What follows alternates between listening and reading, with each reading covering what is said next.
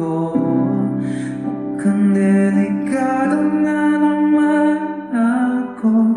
O bakit ba kinikilig na naman ako?